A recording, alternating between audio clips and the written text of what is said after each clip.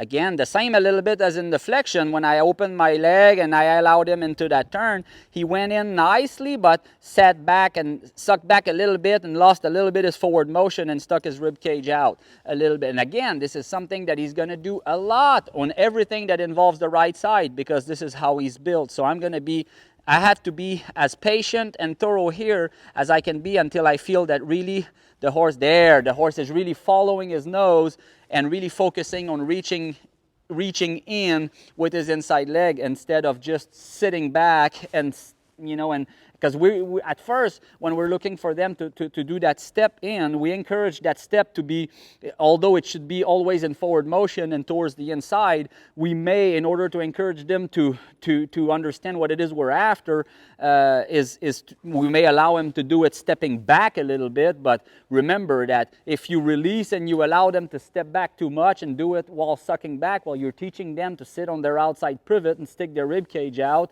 and do it that way. And sooner rather than later is going to be a problem. So make sure that if you're going to allow them to do it that way a few times in order for them to get the idea of what it is you're after, make sure that by the end of the session you have them doing it to where they're not sitting on their outside pivot and not losing their forward motion, okay?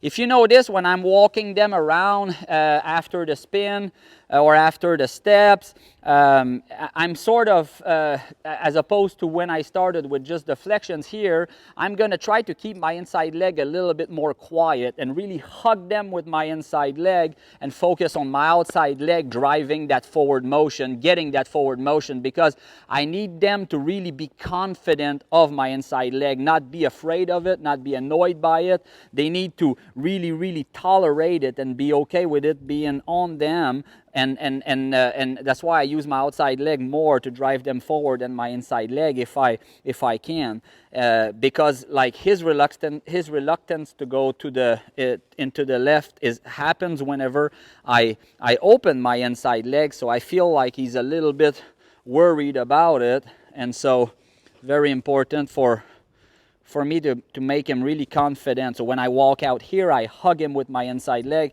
and I'm going to remind him, hey, see here, he's putting his hip too much inside, and he's not really putting in the effort of following his nose into that circle.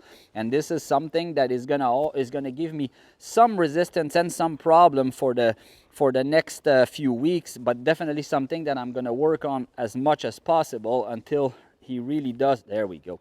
See, this time, he was really following his nose perfectly. He gave it to me without without losing his forward motion and sitting back in order to make that step. He did it while maintaining that seamless fluid motion. This is definitely what I'm after at this stage. So if you feel that you're losing that forward motion, go back into doing your flexions from the walk and transitioning from left to right. Again, if you can transition from left to right without any loss in forward motion and any resistance in the neck, you know that you have a horse that is going to be ready to move into that turn with having his body energy in the right parts of his body.